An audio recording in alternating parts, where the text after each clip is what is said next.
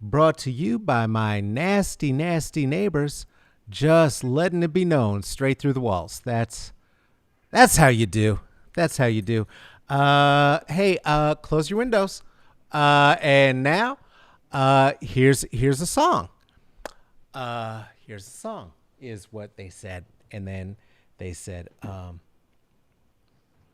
gonna have naked by the end of this song.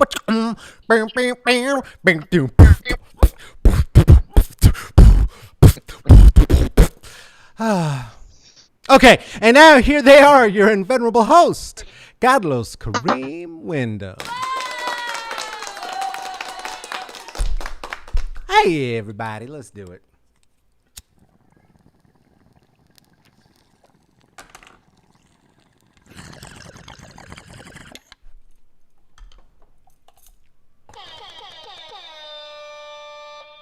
Is how we know we're here. Happy Monday. It is the day after the nationally celebrated Janet Jackson Day. So congratulations, Janet Jackson. And evidently also congratulations, Britney Spears, hopefully. And maybe this delightful, charming monster will finally be roasted at the stake the way he deserves. So shout out to Justin Timberlake. Hey, this is what it is. You know what it is. There are sponsors here. Those are people who are patrons, and they decided that they like this event, show, chat situation so much that they became patrons to the Patreon at Smoke and Mirrors CC&B. That's for comedy, culture, and blackness. There are a bunch of people there who said the thing, who did the thing. Being told by our esteemed producer, Tracy Tatamy, that is in fact Tuesday. And of course it is. We do this every Tuesday and Thursday now. We don't do this 5 days a week anymore. I know that. Anyway, if you are just enjoying this for free, guess what? Do that. If you're there on your YouTube, go ahead and subscribe and like. If you're there on Facebook, go ahead and share it. Put a like on there. It helps the algorithms. The algorithms are our enemies. I don't know why we'd want to help them. I apologize in advance for that. And if you just dig it enough that you want to drop 5 on it because it matters to you, you can do that. You can do that at the Venmo at Carlos-Wyndham. You can do that at the Cash App at $CK Wyndham. You can do that at PayPal/me.CK Wyndham. I sound like somebody who's read that before. Let's keep going because I am bored with all of that. That's not the point. Who cares? Throw down if you want to. Don't throw down. Who gives a fuck? It's Tuesday. It's not Monday. I know that. It's 2 days after Janet Jackson Day. 2 days after Janet Jackson Day. National Janet Jackson Day. It was National Prince Day prior to that. So, hey, and We Ride as a record. I'm on it because I'm co-lead vocalist with Aaron Wallace, who's an extraordinary singer who you should check out. And you can check us out on Bandcamp if you'd like to support us as artists who are starving through the pandemic with you.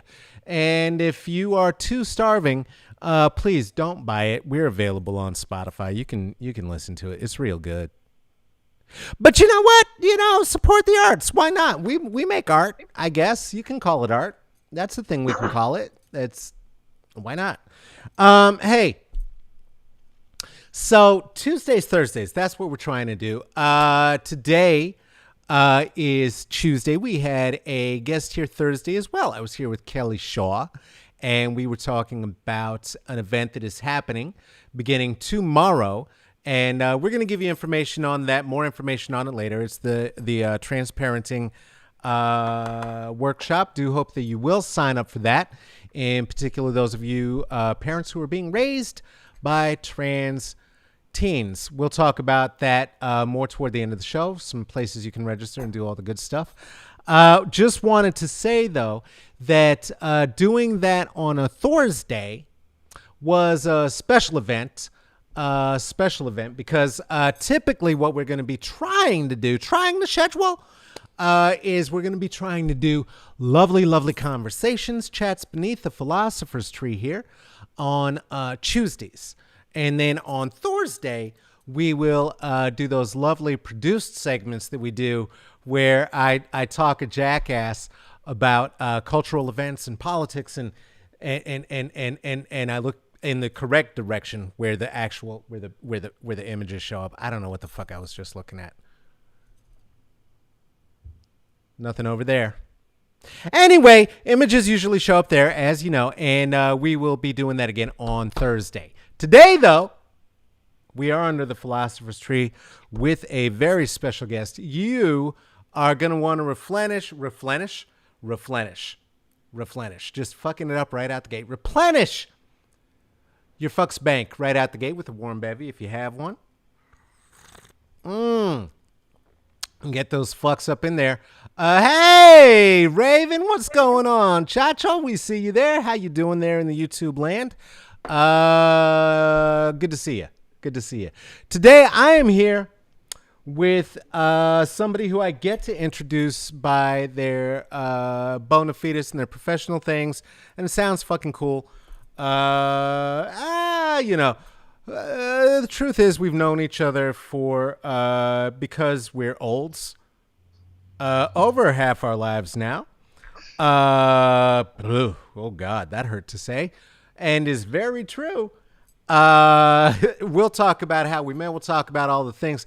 They are an actor, a lead actor, in fact, with Tim Robbins Actors Gang out of Los Angeles, California.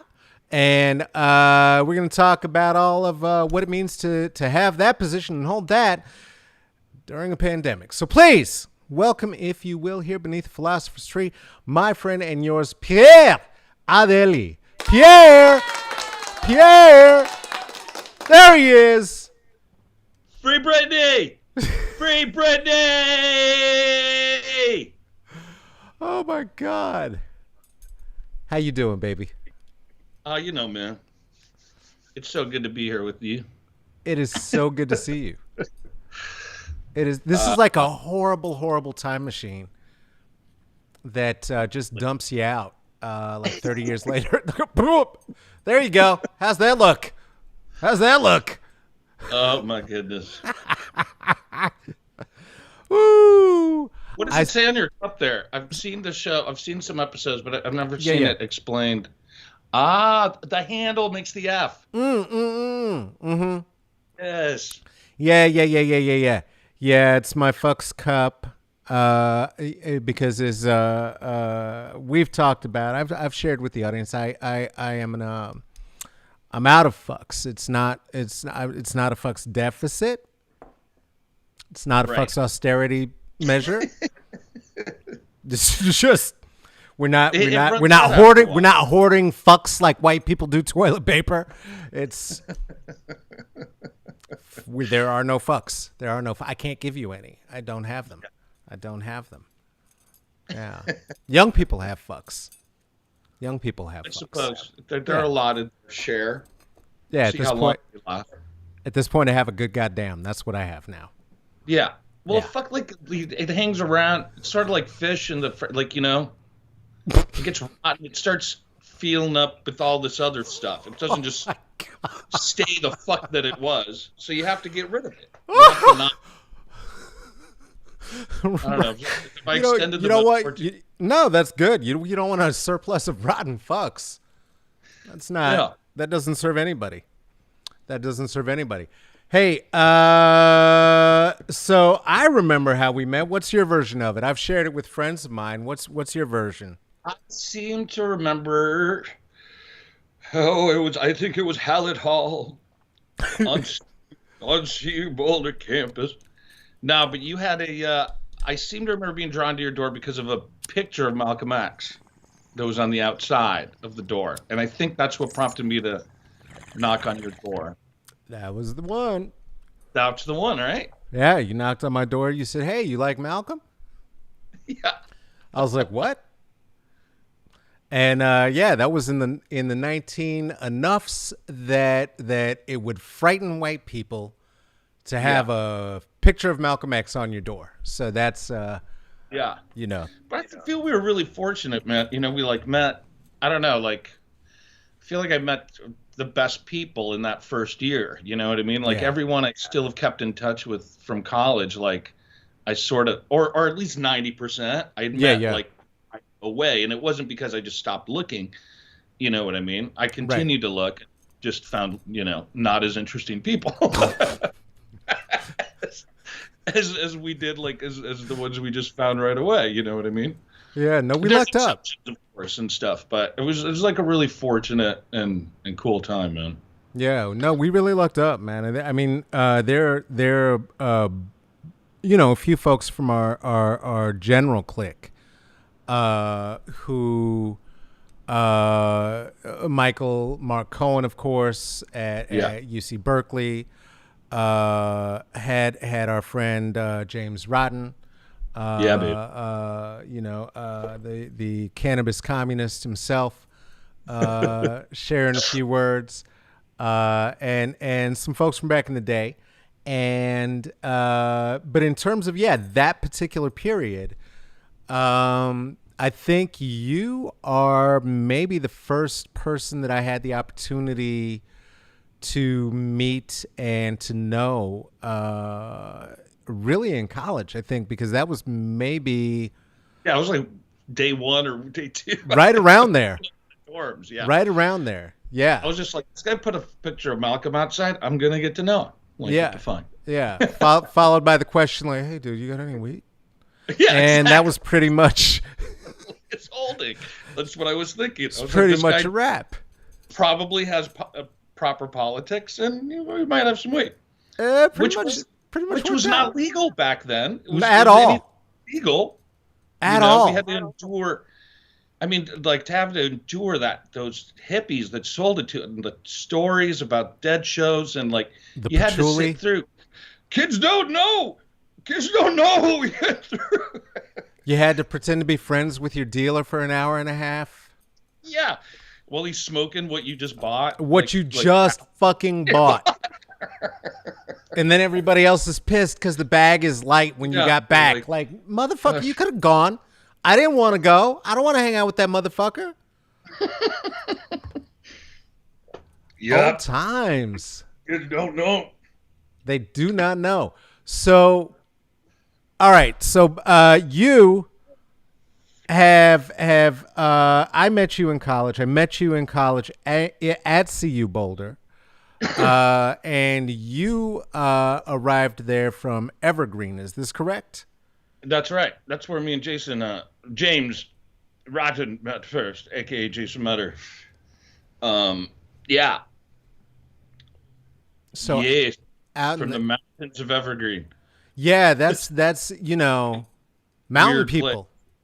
Yeah, man. Mountain people. I think the town was like settled by Swedes. So like I was like, you know, like hands down the darkest thing around. Yeah. You know? Like Yeah. it was very like not just white, but like, you know, that Swedish. Yeah. No, you Like- so you caught it. You caught it. Yeah. Yes. Yeah. My brother definitely worse, you know. I mean, we came from Iran after the revolution, right? And Right. my mother's from Denver. She was the second of 12 Catholic kids from Denver. My dad's an Iranian. He came here 19 to be an opera singer. So after the revolution, we moved up to Evergreen because my mother had recollections of coming up in Denver and ice skating there during the wintertime. So they got a house up there, you know, and so the Iranian hostage crisis wasn't too far after that. And my brother, who's a dear friend of yours too, Andre, Indeed. Indeed. like he caught some, like he was properly like lassoed, I think, at one point, and like came home with rug burns around his neck during the Iranian hostage crisis, right? Yeah. Yeah. So like, I was like that younger. I was 8 by the time, you know, in second grade when I made my first friend there and stuff, and coming up with everybody, like there's definite hicks and shit, but it was almost like just, I mean, the racism was also just so stupid. I was talking to a friend of mine who we became friends with, but it started our encounter by him calling me a camel jockey. right? Okay. All right. To, Okay. to which I just like, to which at the time just made me laugh because it was that thing of like, if you knew like the class I came from in Iran, like it would have been impossible for me to have seen a camel other than going to a zoo. You know what I mean? So and also that's like an Arab thing, not a Persian thing. Right. Right. So it revealed more like it was like a Native American friend of mine saying like his favorite name for himself is Indian because it reminds you of Yeah. what an idiot Columbus was, that he was in India. Right. So he's like, I actually prefer that to Native American or indigenous peoples or whatever because it also packs in it like this insult. Yeah. You know? Yeah. So like that kind of shit just like made me laugh, you know. But my brother received definite more like just straight up violence, you know. Yeah. No, I mean, I think that it cannot be understated what it means that 2020 was the year that white people discovered that they're white. Or starting to, at least, yeah. A few, right? And so that it is less, I think, out of the norm, right, to hear the sort of a story that you're talking about in the kind of a city that you're talking about, right? I grew up in Boulder, which is 92% white, 97% white. When I grew up there, 92% white now, only because of the immigrant population, and myself and three other black families. And we all know each other. We all knew each other growing up, right? But to be surrounded by a group of kids screaming at you, a fight, a nigger and a white. If the white doesn't win, then we'll all jump in. And knowing that that's like, yeah, that's par for the course for some white kids. You know, I mean, this is a liberal town, right? I'm from the town the Celestial Seasonings was born from. Yeah. So we're talking about hippie kids. Right. So yeah, no, it's seeing what that's blossomed into over these years. That these are and seeing the ages of the folks who were storming the castle were our peers and contemporaries. It's like, yeah, well, okay, that's not surprising. It's the same assholes. And it comes with like what comes with it too is sort of this simultaneous defensiveness of how racist they are too. Like, oh, for sure. It's like they would hear that story and be like, "That's just a chant we said when a black kid and a white kid fought or something." They'd have some like, "Well, we're not the Klan. We're not Nazis. We're not, you know." Meanwhile, so with the backstory of like, there was no fight happening until you all surrounded me, right? Like I was standing there.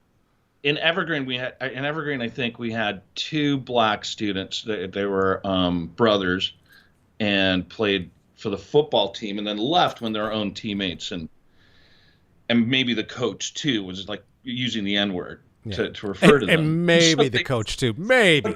Yeah.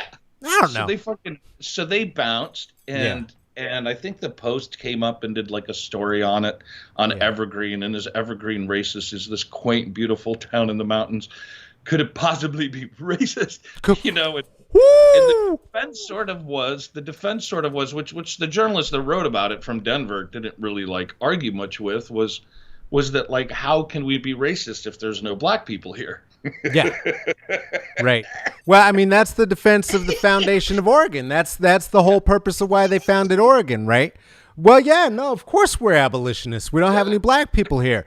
And it's like, yeah, but it's because you had a rule that you didn't even want African peoples doing your labor because you wanted no niggas there so bad. So it's not like you were abolitionists, like we're against slavery. No. My cousin Cletus can do all the slavery. That's good, right? I just don't want them like here. That shit. These motherfuckers. Yeah, man. So you came from there, and how much it's like changed. We're still in this fucking, you know. No, I have memories of, you know, like Rodney King was happening in the early 90s, 92. and like it's just been, it hasn't like really Yeah.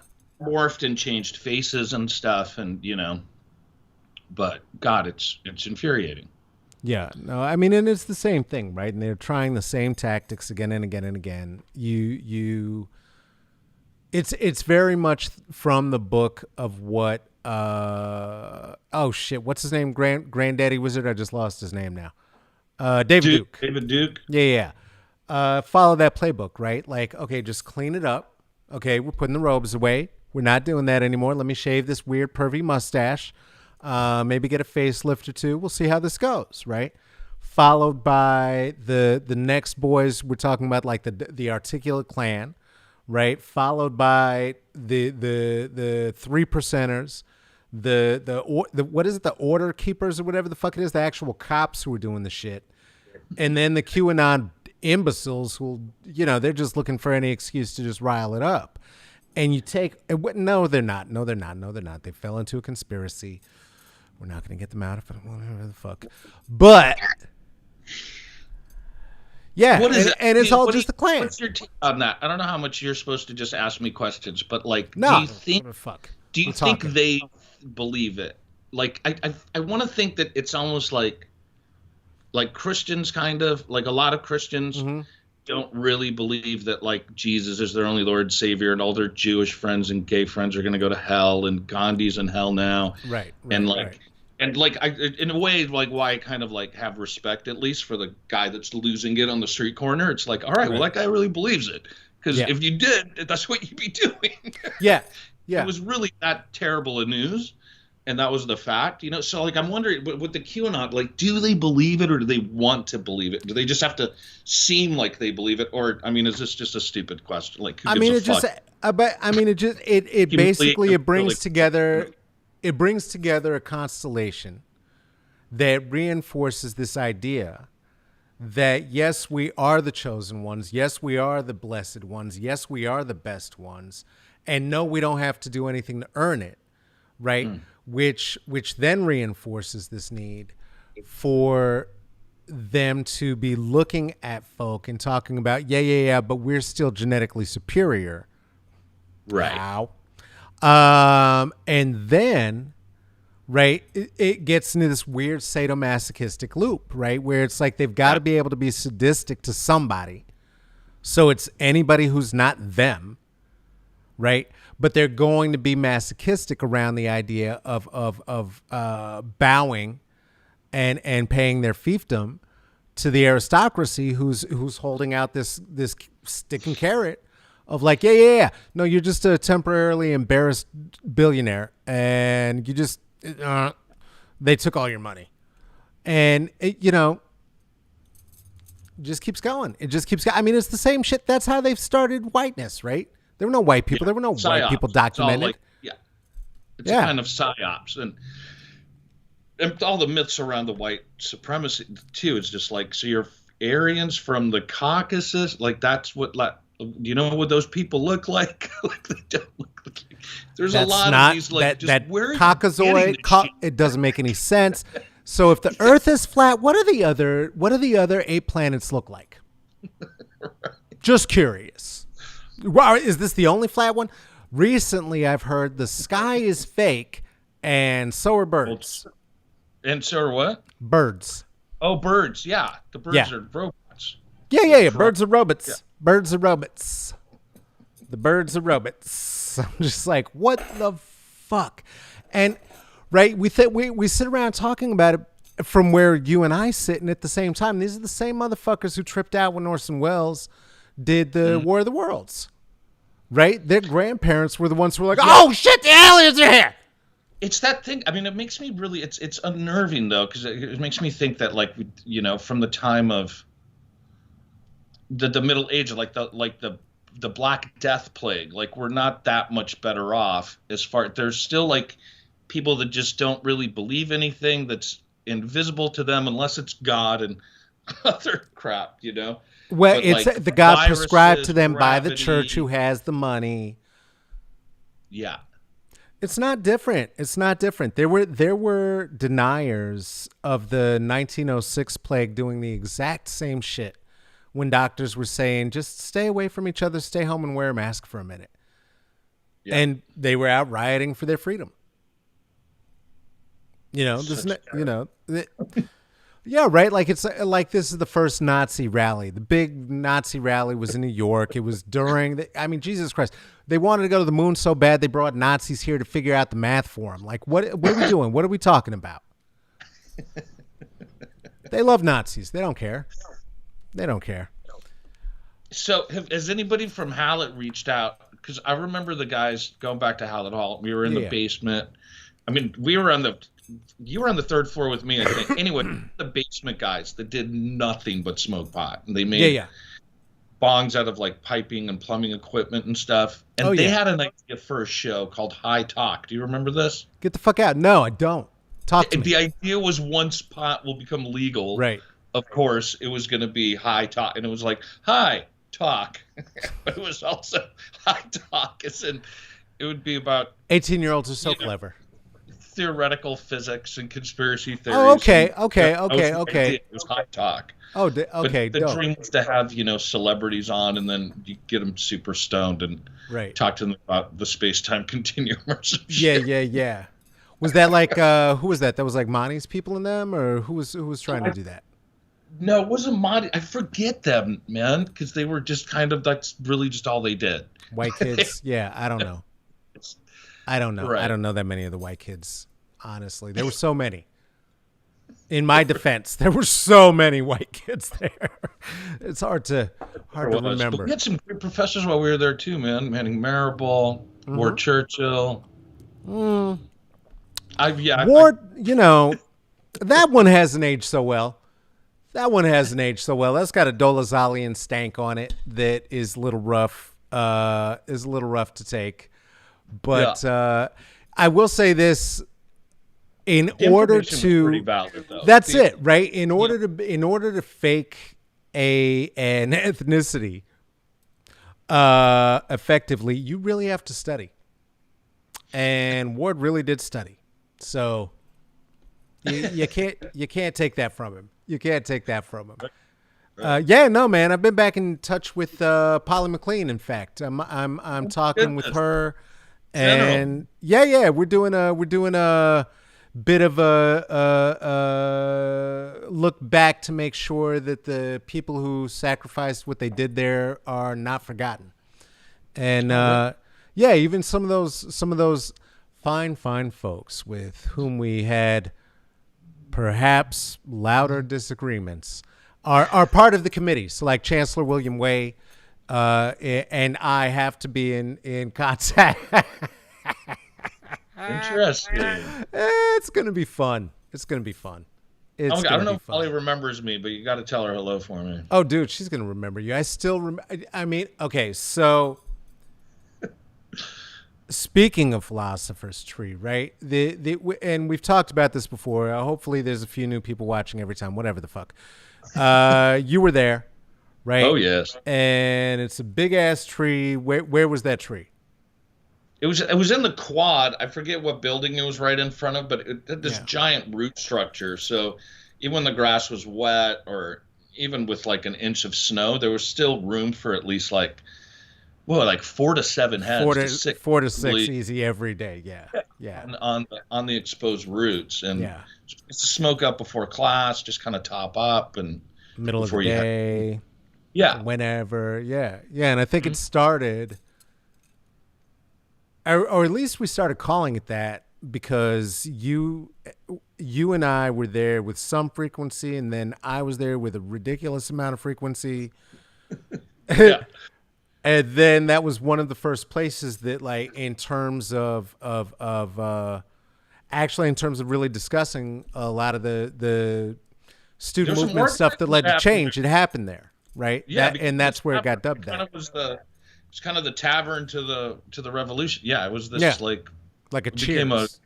place to organize and like get political too, and like I feel like a lot of the seeds for that multicultural movement got sparked there, or fanned along. Got sparked there. I see what you did. I see what you did. You didn't even see it. I didn't even realize it. See. Yeah, Does anybody get this down? God damn it! Write this shit down. This is good stuff. I know. Please, seriously. The other thing that I remembered about that though was that we were there, and I know this is that Polly's going to remember you because we were sitting under the tree, and you were like, "Yeah, I'm gonna be just a few minutes late for class. I'm gonna sit here and smoke with you," and Yeah. there went Dr. McLean walking by. Mr. Adeli, Yeah. are you planning to come to class today? I'm like, I'll be right in. I gotta go. So fun. Ridiculous. I want to have that job again, which is why I created this. So, you were a communications major. Is this correct? I did get a degree in broadcast journalism from the University of Colorado in Boulder. All right. So that means you at least got to the end of the degree, which is a little bit further than Redford ever did. So fuck him. You're that dude from CU Boulder. Let me say that. Yeah. Let me say that.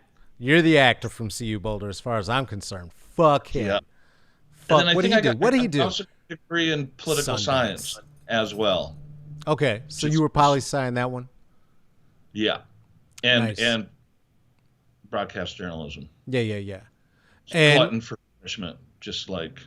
So in your imagination, what in the thinkings, what did you think you were going to do with that, as opposed to where it took you, or what was the path that took you from there, to Los Angeles to end up being part of a thespian troupe? Like, what the fuck happened? How did that happen?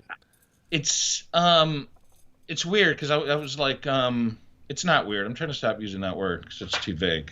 But my therapist just told me the same shit. I was like, this feels weird. What does weird mean? What does that mean, really? Yeah, though? She's like, I don't know what you mean. You got to get specific. So I was radicalized kind of young, being from Iran and the timing of the first, the Gulf War in with George H.W. Bush, right? Yeah. So, and I realized kind of early on, one of the reasons I knocked on your door seeing the Malcolm X picture there too, I was just already really interested in radical politics because it was the only thing that was able to explain these like changing on a dime, like foreign policy stuff where like, and most Americans didn't know Saddam Hussein or what was going on in Iran. So I just watched my school kind of as a microcosm of the society at large kind of get behind this war that was like, what? Anyway, so I majored in political science and broadcast journalism, sort of in this like wanting to like study the beast that I wanted to hunt. I always had like an idea that I'd be anti-politics and anti-media, or at least mainstream media. I was already like seeing how mainstream media like perpetuated this two-party system and capitalism and white supremacy, and everything is sort of like, it's this, this big kind of Hydra type animal. And the university system is part of that too, I believe. For sure. Yeah. And I wanted to major in theater. Like theater was what I was passionate about, still am passionate about. Mm-hmm. But I don't think I had the fear or paranoia or lack of self-esteem, whatever you want to call it, that like I was worried that the university system would like drive that passion out of me. You know what I mean? And I felt that I had an edge, and I was like guarded of that edge. I didn't want to let that edge get blunted with failures who are the professors in the theater department. You know what I mean?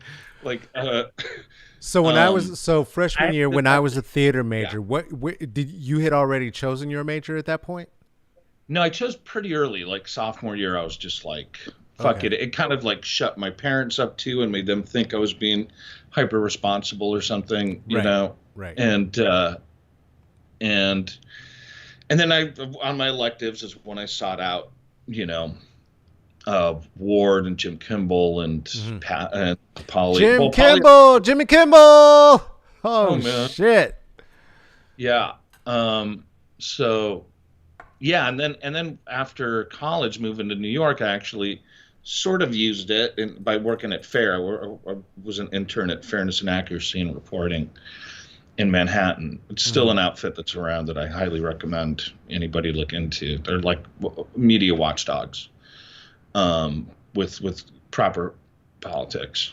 Yeah, and so working there, I was working at the racism desk there and met Mikhail Mahar, who's the head of that desk, and our job was to monitor perpetuation of racial stereotypes in mainstream media, you know? So like the New York Times does a piece about welfare, right? And they have a black woman on the cover of, we write the New York Times, tell them 2/3 of welfare recipients are white. This is an inaccurate depiction. You're perpetuating stereotypes, blah, blah, blah. You know, it was that kind of outfit. Yeah. And then we left to like write a screenplay, wrote that screenplay. 9/11 happens. I come to Colorado. 9/11, yada, yada, yada. Dies. I take care of my dad until he passes, then move to California with a screenplay, actually, and wanting, you know, a crazy, insane idea of a screenplay. And what year was this now? This is 2003-ish, Okay. 2002, 2003. Okay. Yeah, I remember how dark things were at that time, and I don't think I had put together before. You know, I knew your dad was back from Iran again, but I didn't put together everything that was really kind of like going on with his health and everything. Right.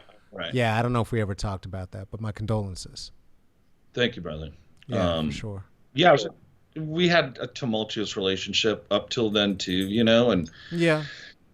And weirdly not for 9/11, I probably wouldn't have found myself in Colorado to be there when he got diagnosed. And okay. I wonder if I was in New York and that diagnosis went down, if I would have been like, well, you fucking did it to yourself, whatever, you know, like being a lot more callous about it. Yeah. But being there for it, I was just kind of like, all right, you know, I remember bartending in New York and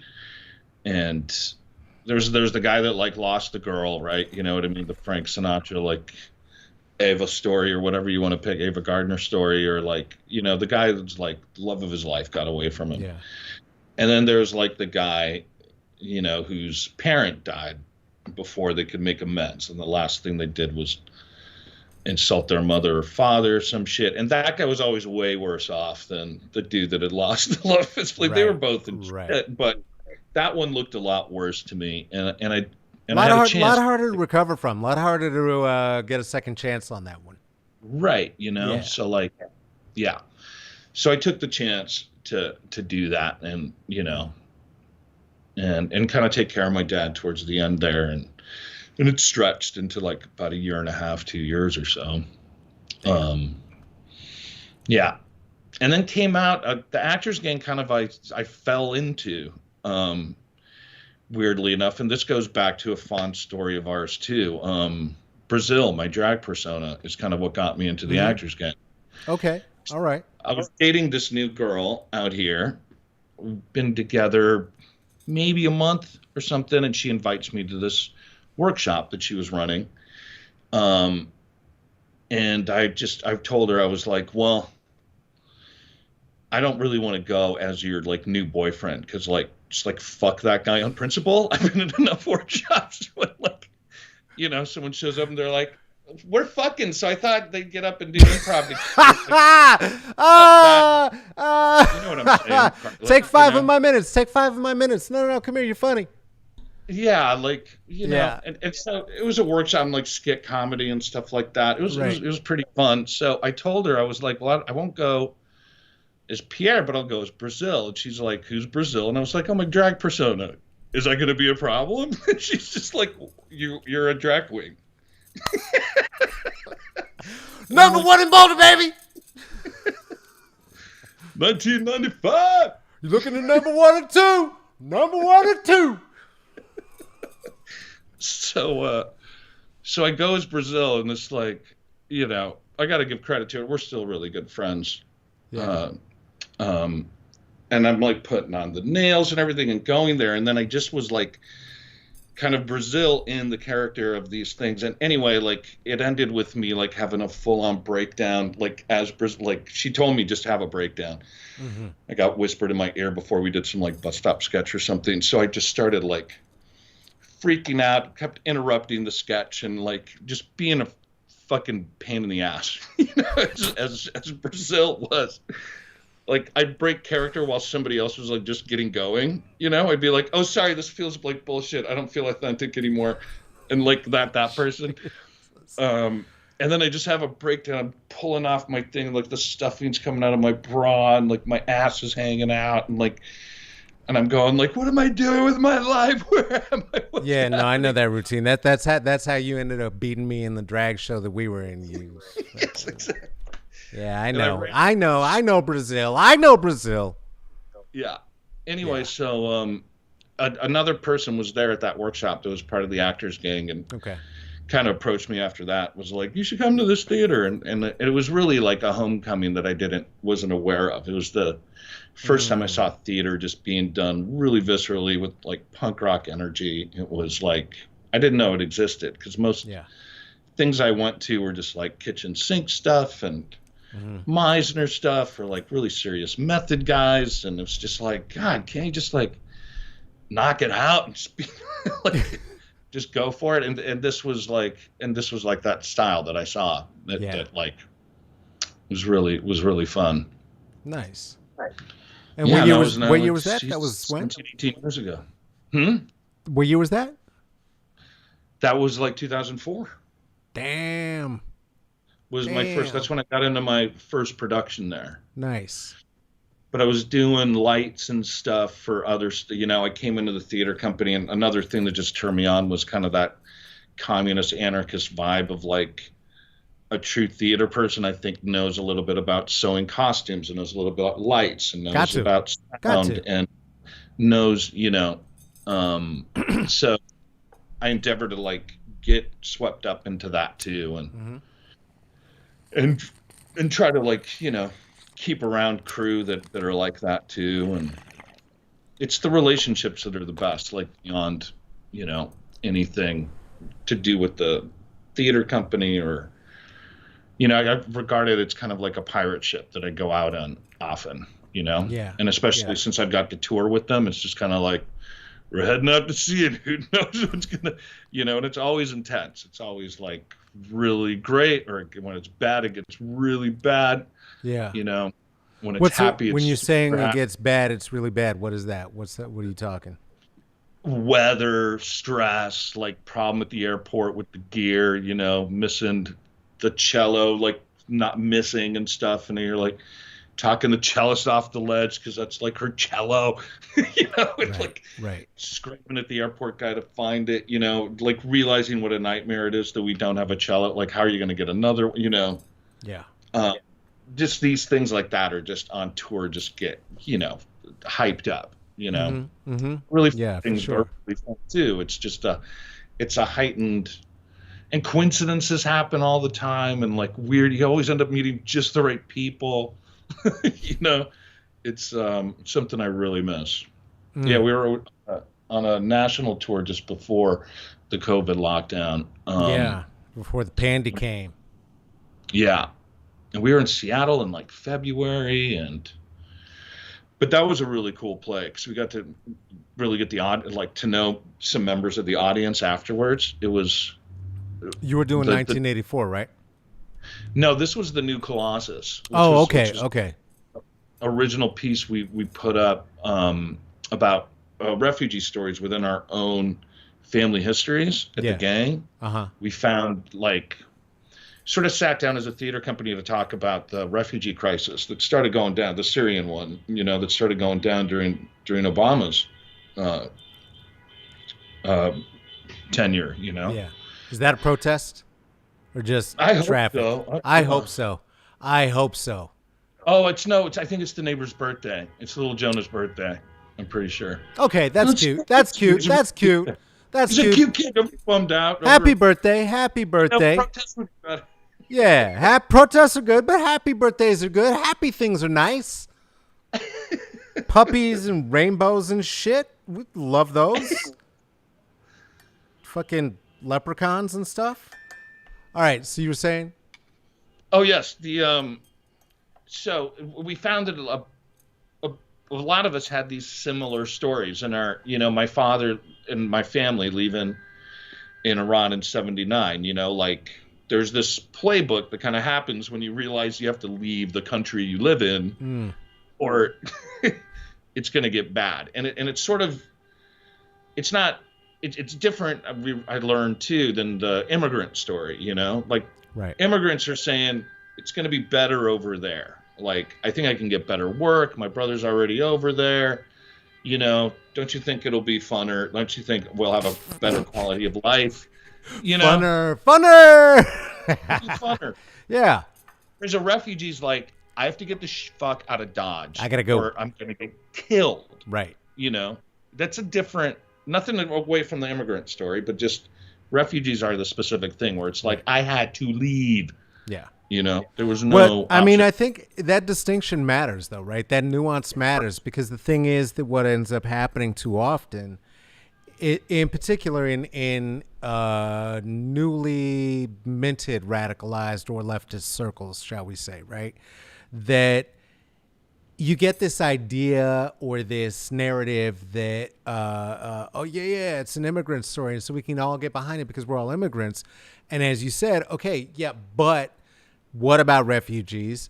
And have you considered those who you've tried to commit genocide against? P.S. Hi there. There was no immigration pattern per se for those who were enslaved. So when we're talking this, we're all immigrants bullshit, right, as the flag of unity. Let's and it's really, little. And it's really the most insidious form of liberalism. It's this like, let them all in, let the refugees in, but still support the wars that are like making the country such shitholes that these people are fleeing them. Right. Well, and to get back to normal. And let's get it back to normal as well, right? Both of those, that hand in hand thing that's happening now. But yeah, no, Boulder and Colorado were bastions for that, right? Like I grew up with kids from Vietnam, from Moscow, from Iran, it's like, name a country that we started bombing, and all of a sudden I had like 2 or 3 kids in my class from there. Exactly. What do you think? Yeah. Anyone we went to war with. Yeah. Carlin's old joke of like, if you got brown people in your country, let the fuck out. Yeah. Tell you what. Or that English, or that mother tongue sounds a little funny. I don't know about that. That's a little iffy. Yeah. God damn. All right. So you got out of this circumstance and into the Actors Gang. You're working in the Actors Gang, and we find in addition to that, that's not the only thing you were doing though, right? Because real artists have day jobs. What else have you been doing? You were telling me something about the prisons? I rolled down a retail job until like 2008 crisis, and that was like a little mom and pop shop. But I've also been working at the Prison Project, which is the project the Actors Gang has. So for the last, I think the program's now damn near 20 years old. I've been going for about the last 12 or 13 years. But we're in, I'm going to get this right, 14 prisons and 15 yards, I think, in California. And we go in with like an arts rehab kind of vibe. We teach them the exact way you train at the Actors Gang, which is in this form of like commedia dell'arte, which goes back to like, political form of street protest in 16th and 15th century Italy. And then with this approach to that style that comes from the Théâtre du Soleil in Paris, which is like kind of like redlining the 4 basic emotional states of happiness, sadness, anger, and fear, to study those things. And that's kind of, in the theater world, it really makes sense for us because it gives us a shorthand and stuff, so we can rehearse quicker and put a play up a lot faster because we have the shared vocabulary about character and archetypes and things like that. So it just keeps everything going faster when you're working with people that are trained this way. Right. But lots of people have also noticed that there's like a therapeutic aspect to this stuff. Something about redlining your emotions like makes you kind of realize that, the old what they say in so many rooms of like, their feelings, not facts. You know what I mean? Which is something that's nice to keep in mind, but it's something even better to like viscerally feel with your body, and we do this with the guys and women inside too. We go to a couple women's prisons and working on them using a buffer of this 15th century character, this archetype, and then exploring these emotions that you're really in prison not allowed to have. There's certain things that are just unwrittenly like forbidden. It's weird to be really happy in prison.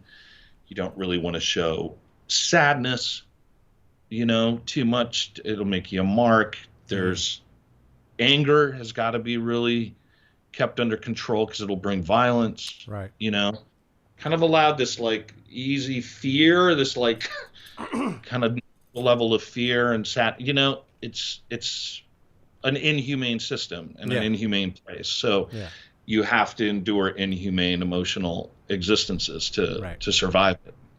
And that's for the guards there too. That's for everybody involved. Yeah.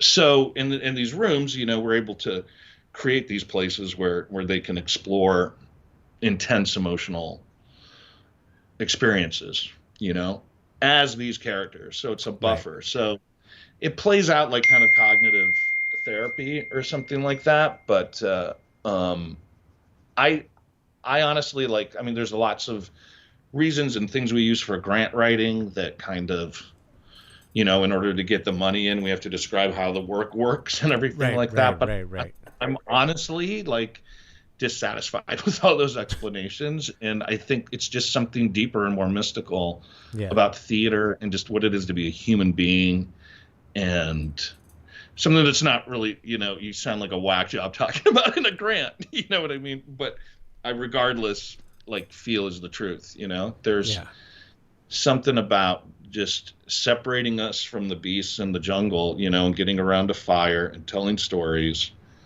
that's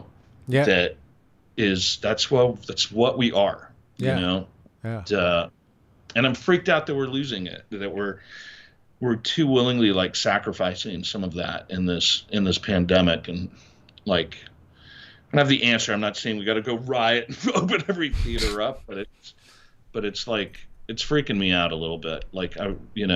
It's hurting going this long. As a performer, but I think as an audience too, I really miss live music. I'm really missing. No, there's an exhaustion. In terms of, and I'm not talking about the political exhaustion, which for sure, right? I'm fried. The whole of the last 4 years, it was like Trump went into that Superman reverse time crypt and we all aged 8 years while he just looked the same. And I'm fried, right? The COVID, watching white people come into their awareness. I am terribly at this point, after being on stages since forever, since I'm 8 years old, very, very, very tired of not hearing a wall of applause at my face. It's the junk, right, man? I'm just ow, this hurts. That hurts. And as you were saying, as an audience, what? I got to see it. I got to taste it. I got to smell it. I loved being 3 feet from the stage and hanging out with the people after. No, it's the hang after. That's what I wanted to talk about too. It's it's something I really miss. It's so unique. Yeah. There's just very few cell phones out. People are having good conversation. The music's usually way better than you'll find in your average bar. The hangout after a show or a performance like that is always just on another level, you know? Yeah. Miss those two. God. Yeah. There's a connectivity that is required, right? In order to, whether you're a band, a troupe, you're running a show for 6 weeks, 8 weeks, 6 years, whatever, that a connectedness when it's newer, more than when it's older, right? And it's, you have to really work to get that out, but then there's a connectedness in that, right? In knowing that, like, man, we pulled it out again. Come on, we did it. Let's look at it again. And when you're looking at that, there's something. Yeah. Go ahead. Even like, you know, I did a play once outside of the Actors Gang, you know, and it was really just for money, and it wasn't like a ton of money, but it was a comedy that I didn't really think was that funny. Yeah. You know? Yeah. The audience really laughed, though. He was writing it for this niche, and the niche really got it. And they were like, so I was already on stage just like, well, what do I know? They're laughing at it. But I still had this like kind of snob like deal with the play. And then after this one performance, I met a woman in the audience who came up and was like, I want you to know that I've been fighting breast cancer for like 2 years. And thank you for this play, because like I didn't think about my cancer for this, like, for the 2 hours I was here. And I was like, Pierre, you're the biggest piece of shit. Like, who cares? You never get to have an opinion about any play you're in ever. Like, See? you know, because it's not about you, it's about the people that are coming, and that's the whole thing. Otherwise, I'm just going off in my living room during COVID, Right, or something. Right. You know what I mean? If it's like, that's what makes it the deal, is the audience that's there. That's it. Well, you know, and when you can do it live, that's great, right? And when you can have that situation, that's great. And when you can't, and you know, I mean, again, that's where the portal for this thing came from. You know, it was just like, I will be staring at my walls. What's happening over there? What's going on over there? What are you looking I got neighbors. Neighbors have come by. I don't know what they're doing. coming by to you, coming by? No, they just knocked on the outside, but I'm not sure who it is. All right. I think it's related to the kid's birthday. Okay, well, that'd be cute. That would be cute. Because if go. Do you need to go peek? Huh? Do you need to go peek at what it is? Yeah, let me go peek at what it is. Go peek at what it is. Vamp? Yeah, no, can I vamp? This motherfucker comes on here asking, can I vamp? Y'all know what it is. He's going to be right back. We're talking all that good shit about what it is to, why am I telling you what it is? This is not a radio show. You know what the fuck it is. Oh my God, they brought over food. What'd they bring? What kind of food? What'd you bring me? This is like the coolest thing. These are my neighbors because it was Jonah's birthday. Let's see. Let's see what we got. Oh, damn. Fried chicken. See. Yes. See, so worth it. So worth it to answer the door. Yeah, what's in that one? Chicken macaroni salad. Come on now. No, I just moved over to this hood a little while ago. It's really awesome. I'm on the border of Angelino Heights and Echo Park. Nice. And there's a family that has lived here like 27 years, like all surrounding. Like up here is Juan, who calls himself the Juan percent. Juan's sister, Ava, is on this side. That's Jonah's grandmother. Uh-huh. Across the street is like another sister. It's just awesome. And everybody's like, we're just constantly giving food, and salsa's being swapped. And nice. Chips are going, and Persian stews are going this way. And like, good. And everybody's looking out for each other, and the bikes we got tied up and stuff. And, you know, it's like a really nice, unforced mutual aid.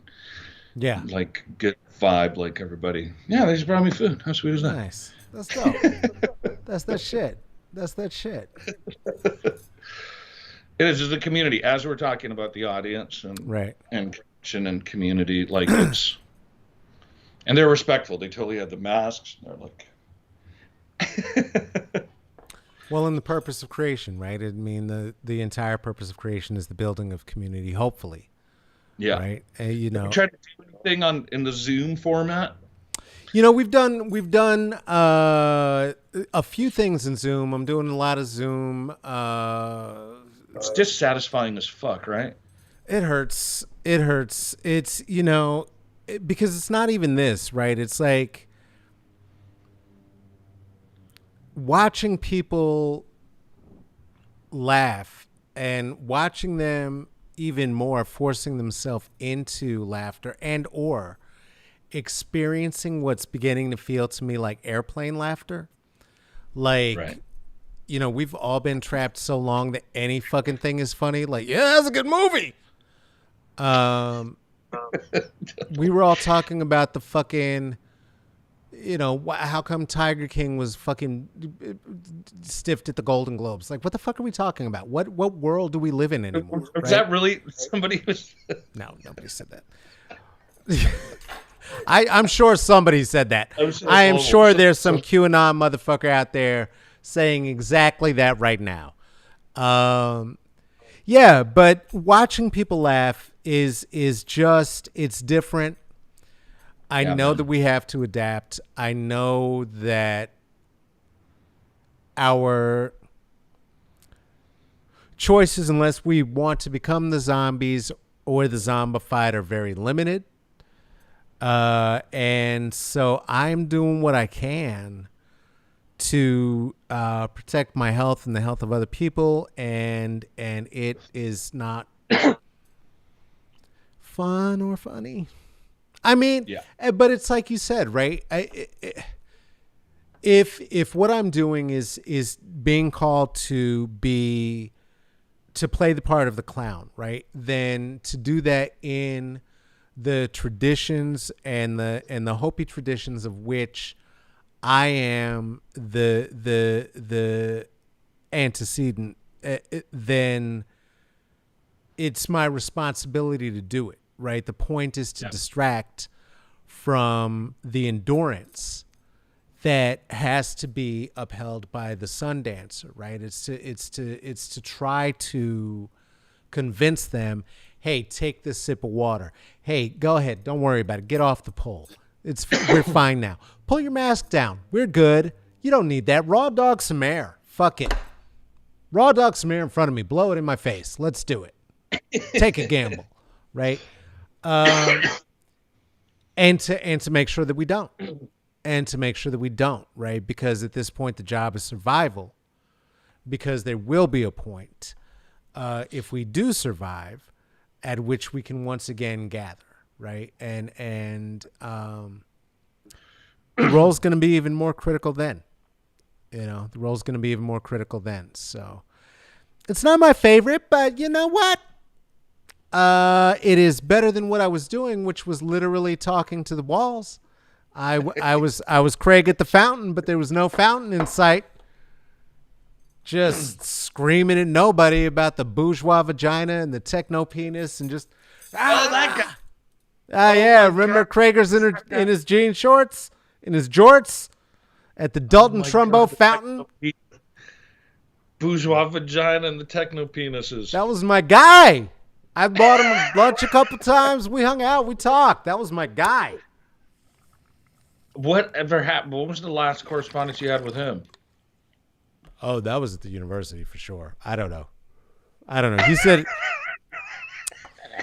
said it was what he was going to keep doing. And he talked about that, like, he didn't want to be part of what was going to become learning in the information age because he didn't want to be trapped in the computer. And I mean, he wasn't wrong. And so he was going to stay, you know, walking the earth and speaking the truth in his jorts and his tivas. And I sat and had coffees with him once in a while as a cautionary tale to myself about this is the choice that is before you. So keep your shirt on and wait your turn. So he was my buddy. But I was very clear. I'm like, if I carry this out to the hilt, this truth-telling thing, then really, ultimately, I'm supposed to be like, what, walking the earth in slippers and robes, just saying the shit? Like Kane. You know? Yeah, exactly. So, yeah, that was the last time I talked to that guy. Oh, God, I haven't thought of him. That really takes me back, man. Yeah. The bourgeois vagina. And the techno penis, creating the students at the university. That was the philosophy and theory that he was hammering out for us. Oh man. Yeah, wild times. Wild times. Well, listen, man, you got chicken to get to, and we've done over an hour. I would love to do it again. Sure, man. We should do it again. Hell yeah. Hang out for a minute. I'm gonna close out with these people. And what I was gonna ask you what you wanted to. I'm sorry, I almost asked you what you wanted to pump. You want it? Any shows you want to fucking tell the people about? Oh, I'm on. Are you? You got a thing? Good, do it. Do the thing. All right, my name is misspelled, but I'm in a movie with. I shot this joint like 9 years ago, and it's out on Amazon Prime. I think it might have to be rented. It's called The Haunting of the Mary Celeste. Me and Richard Roundtree, but they spell my last name Adele, like the pop singer. All right. Bastards. Then my name's spelled correctly on a comedy though that's on Hulu called Everyone is Doing Great. Okay. And pop up in episodes 7 and 8, and they just got the one season that just dropped last Everyone month. is Doing Great on Hulu. On Hulu, yeah. And with Richard Roundtree on Amazon. And what's the name of the film? The Haunting of the Mary Celeste. The Haunting of the Mary Celeste. With Richard Roundtree and Pierre Adeli. Yeah. Shut your mouth. Well, Pierre Adeli in that one apparently is my name in that one. Oh, that's the best. That's the best. Dude, it's good seeing you, man. I can't wait to see you in person. I love you. I miss you. So good to see you. I look forward to seeing you again, holding you again. Hell yeah. Yeah, it's been far too long. Family, give it up for my friend. Give it up for the one and only Pierre Adeli. Peace, my man. That's your boy. Off to eat that good chicken. If anyone knocked on my door with some good chicken, I'd take it. Hey, thank you so much for opting in to be here with us for this conversation and spending a little bit of time. It's always a pleasure. I really sincerely do appreciate it. I hope we're bringing you a little love and light, maybe bringing you a little comedy, and bringing you a little truthy truth. Going to have many special guests coming up, talking some things out with some folks. So don't want to pump it too hard right now. Before I get out of here, I do want to remind you, though, that in addition to checking out my guy Pierre on the Hulu, on the Amazons, I guess if you have to, whatever. Also, not because of him, because of the Amazon, because of the Bezos, all that shit. Also, I said I was going to come back to it. I'm coming back to it. Please consider participating in trans parenting. Trans parenting is a 6-week workshop presented in part by Subduction Consulting. You can register for that at subductionconsulting.com. And it is an opportunity to be led by a trans teen and their caregiver through the ups and downs, some of the woes and the good times and the loves and the hugs that have to do with parenting trans teens and trans teens raising healthy parents. Thank you so much for being here. As I was saying, it is a privilege. It's an honor. And I am going to be back here with you on Thursday, because I know today is Tuesday. Now, I know it's Tuesday and Thursday. Smoke and mirrors. This is what we do. And come on back on Thursday if you'd like to. This has been another episode of Smoke and Mirrors. If you like what we do, I swear to God, I keep saying I'm going to learn how to pronounce mirrors and quit saying mirrors like it's M-I-R-R-E-R-S or M-I-R-E-R-S. It's not. It's mirrors, and I know that. Hey! Do you like what we do? Go ahead and check it out on IG. It's Smoke and Mirrors. CCB, that's for the comedy, the culture, and the blackness. You can also look at my words at Caballo Negrito on Twitter. Caballo Negrito, for the monolingual amongst you, translates to Persians are not the same as the folk that you're thinking about. Persians are not the same as the folk that you're thinking about. Got a query, got a question, got a thought, got a thing you'd like us to talk about here on the show. Got a complaint. Go ahead. You can send all of them to Smoke and Mirrors, ccb at gmail.com. We're available there. Who's we? Well, we is we who bring you this thing. Who's that? Well, that's executive producer Tracy Tatamy, and this here thing is produced and hosted by myself, Carlos Kareem Wyndham. Thank you so much for being here. Please do take care of yourself. Take care of each other. Don't go outside. Stay inside. If you do go outside, wear a mask and then come back inside and wash your hands. Why? Because we love you and we'd love to see you back here again next time. Okay. Bye-bye.